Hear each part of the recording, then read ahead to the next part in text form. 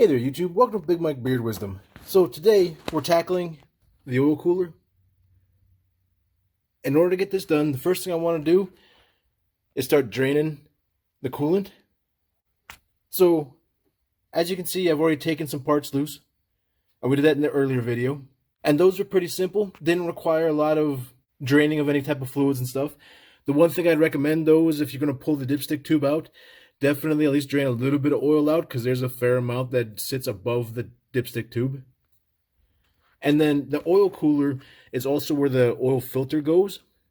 So there may be a fair amount of oil in there, but I think it probably sits high enough on the engine that there shouldn't be a whole lot left in there, especially after I pull the dipstick tube out.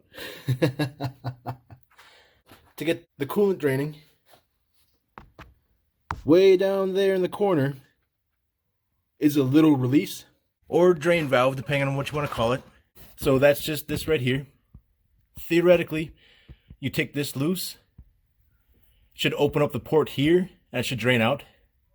And what I'm going to do is basically, if I had a 1/2-inch vacuum hose, I'd be able to put that on there. But I don't. I have this 1/4-inch one, so I'm going to tape this 1/4-inch one onto that nozzle, put the other end into a bucket, and then take that loose, and then let this start draining.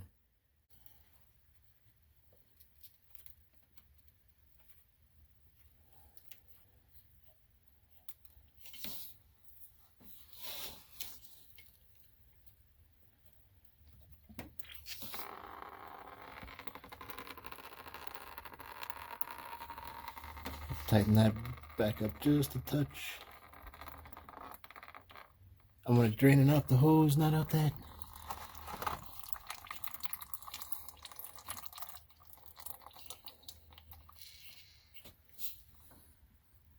There we go.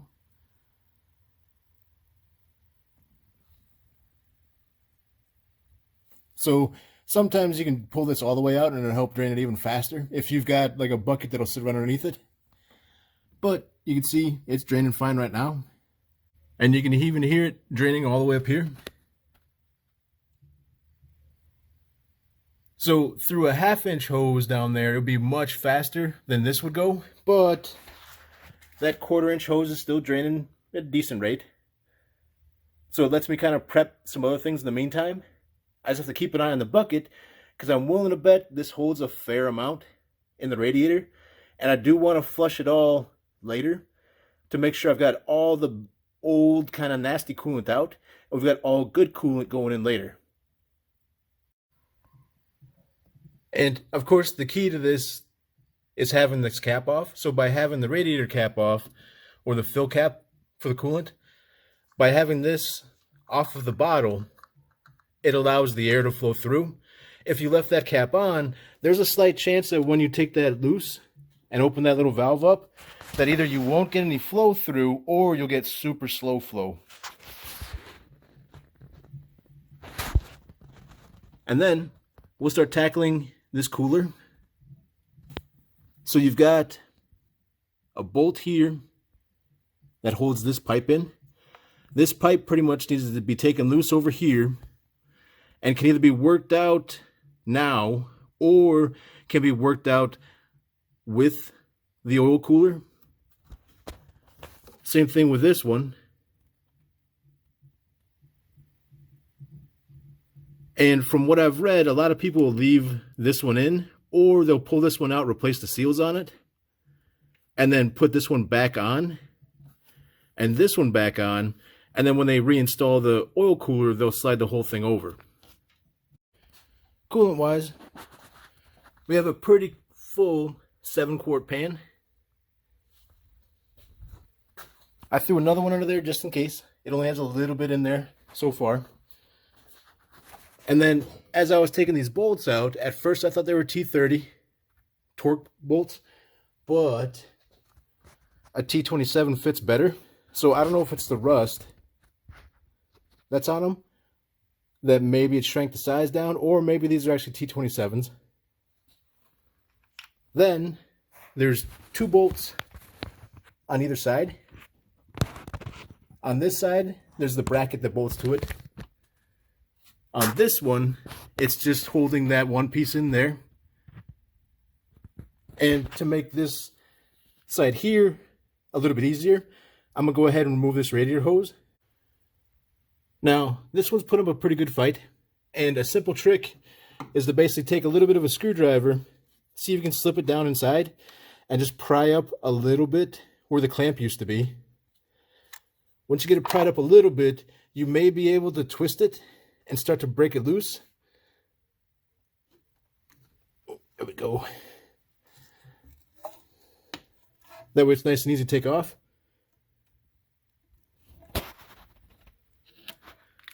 All right. We'll get this tucked here underneath the battery stuff. And that should give me plenty of room to get to that one bolt. So, I got the 2 bolts out of the back. What we're going to try and do now is kind of wiggle wobble this sucker out of here. So, looks like that comes off this way pretty easy. And then as far as I know, it's only held in by like a sealing O-ring on this side.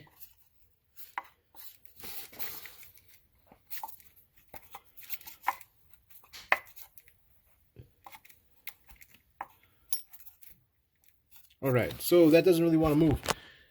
What I may want to do is just leaving it be, because as far as I know right now, that doesn't leak. So there's no coolant leak here.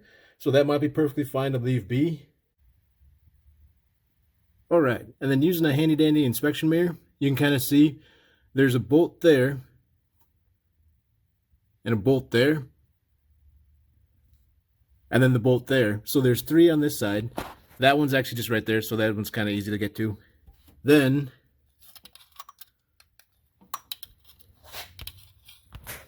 over here, there's just that bolt that's right there, and then that bolt right there. And those appear to be E12, like external Torx bolts.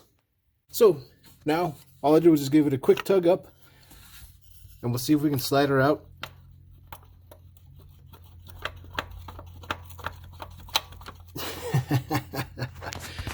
Maybe not.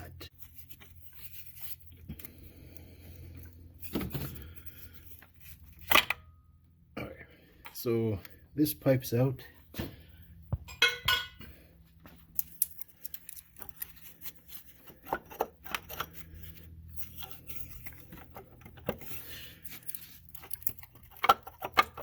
Wiggle, wiggle, wiggle. Wiggle, wiggle, wiggle. There we go.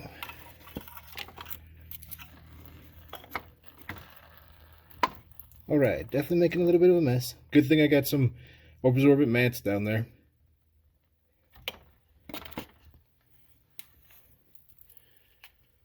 There's the cooler out, and I'm pretty sure the cooler was leaking on this side where it mounted to the engine.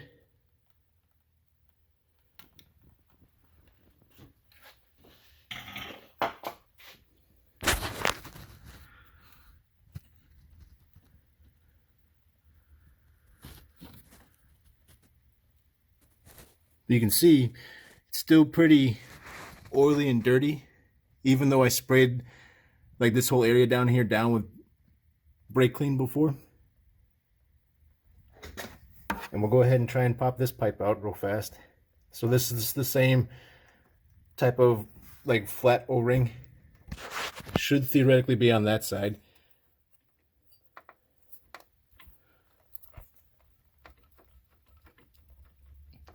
You don't want to bend it, so you're just slowly working it, trying to get it out. Alright.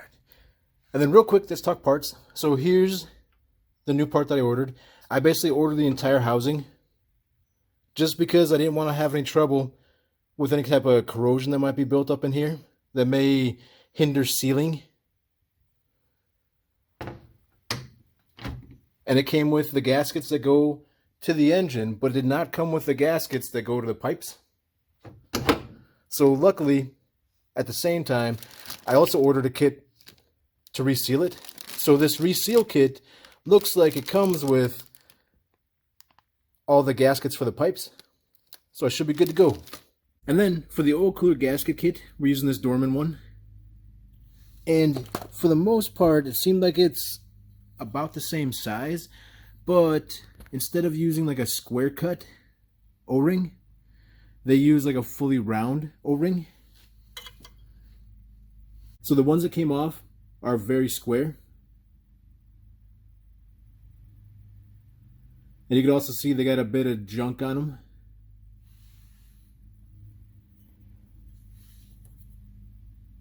And the ones that went on are very round.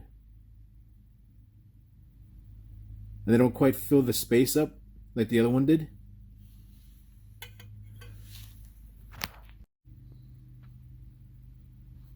So now is a good time to spray this down, try and get it all cleaned up and wiped down. I'm just going to use a little bit of like brake clean. So I got this 3M High Power brake clean that I ordered, same time that I ordered the parts. Because I knew this was going to be a big job as far as being nice and dirty. And I wanted this to be as clean as possible. Because essentially once you start assembling anything, if you leave like the corner over here a little bit oily, if that corner is visible, if you went to sell the car, they might be like, hey, you got an oil leak or something like that. I'm not going to pay you this much. But this way, if it's nice and you try and get everything completely clean, you can hopefully get whatever you're asking for, and you'll also be able to see whether or not the repair's stuck and if there's truly no more leaks.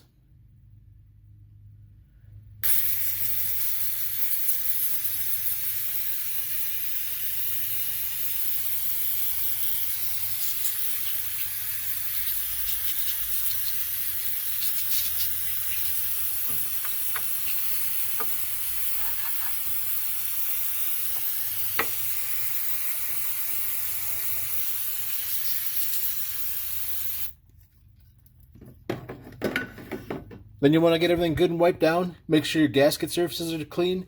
Make sure the holes that the pipes go into are nice and clean. And then start reassembling. Alright. And as you can see, the new housing and cooler assembly, super duper clean. And what I'm going to do is I'm going to go ahead and try and slide these pipes into it as I reassemble it on.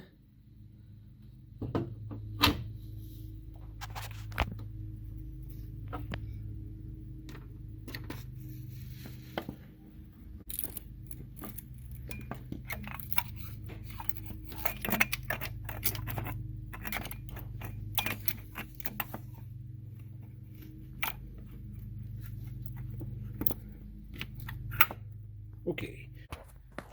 Alright. So, this took a little bit of finagling. Basically, I had put these two pipes in, thinking that this would just slide in nice and easy, and I was a little wrong. The lower pipe slid in nice and easy, probably due to it's nice and small. This upper one was a little bit of a push, and then by the time I got this in, I'd actually pushed the little pipe too far in, so then I slid it back out, and it went too far out. So now I've got it about where it should be. So that way that shoulder right there is just resting kind of close to the block there.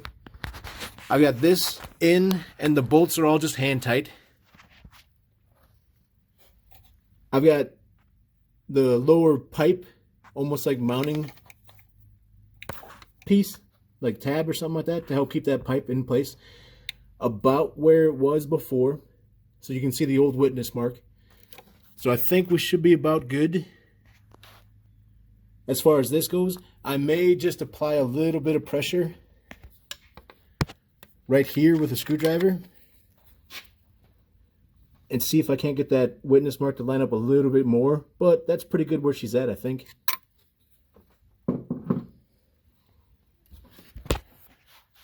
So next up is the other side. This one's pretty easy. So we just set this back in place, kind of work it back in.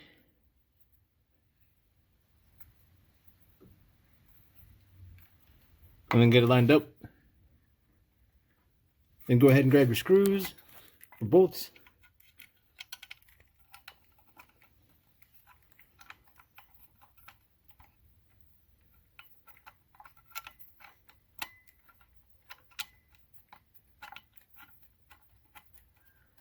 Get those screwed in. This here seals with just that O-ring. that could be a little loose feeling as far as like when you slide it in. But as long as that O-ring is the right size and in place, we should be good to go. Now we just need to tighten up the screws on both this side and that side. All right, we got that pipe in, tightened up. That one's in and tightened up. We hooked the hose back up, put the clamp pretty close to where the clamp was.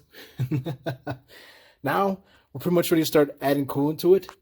What we're going to do real quick though is pop underneath, dry everything off real quick by that drain, and make sure everything's sealed up. So the weird part about using some of these drains is that sometimes they don't seal back up properly. So if you wind up using it, it can be, you know, an at your own risk kind of thing. But a lot of times they're fine, as long as they've been opened once before. All right, that felt like that went all the way, and it almost looks like someone has previous witness marks on there, maybe? That blue mark.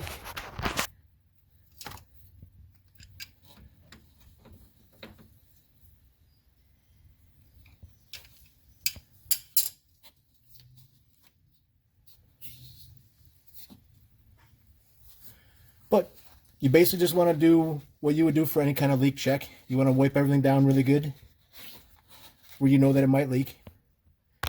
So there's the chance that this is going to leak right here at the valve itself, or coming out of the nozzle right there.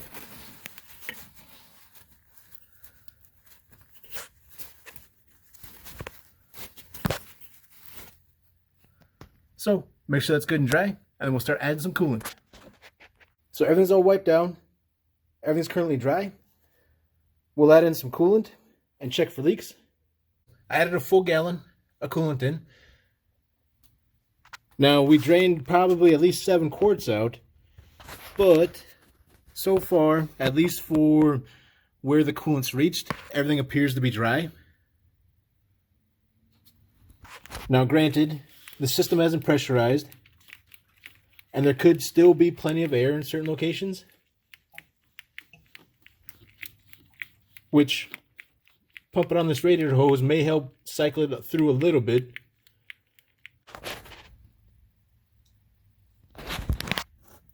So this is still dry here, and this is still dry right here.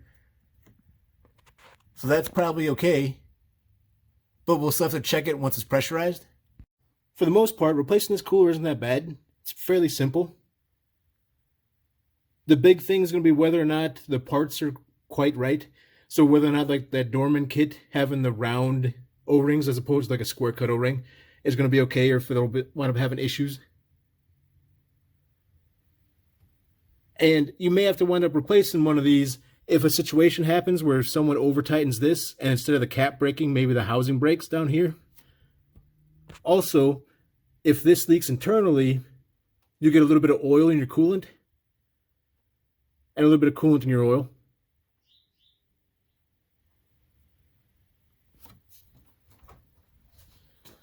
For me, I think we were just leaking on this side. It's possible that side was leaking too, but I'm not 100% sure. Otherwise, everything's fine with the oil filter housing itself. And now, I just have to reverse the process I did in order to take the exhaust off. But there's some exhaust work I need to do in the meantime. So we'll get to that a different day. Hope you guys enjoyed the video. Feel free to like and subscribe. I'll check you next time. And before we get all super excited about things, definitely be sure to double check and make sure that there's an oil filter in there before you go ahead and just fire it up. If there isn't one, now is an excellent time to put one in.